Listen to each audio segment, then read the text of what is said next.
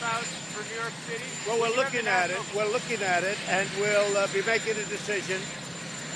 A lot of the states that aren't infected, that don't have a big problem, they've asked me if I'd look at it. So we're going to look at it, and it'll be for a short period of time if we do it at all. Would it be? It'll be New York. It'll be New York, parts of Connecticut, and parts of New Jersey. No, we won't do that. We're talking about leaving New York. Leaving New York. They go to Florida, and a lot of people don't want that. So we'll see what happens. We're going to make a decision. Do you need the military for that, sir? Would you call We're not going to need much, and the people of New York, they understand it better than anybody, and they'll be great. I'll speak to the governor about it later. Thank you.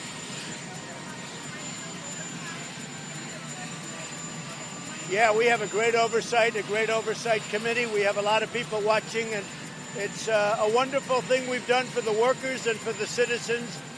It's really potentially $6.2 trillion, and a lot of people are going to work, and it'll bring back the economy, I think, very fast. Okay? Well, they couldn't be criticizing me because we got a unanimous vote.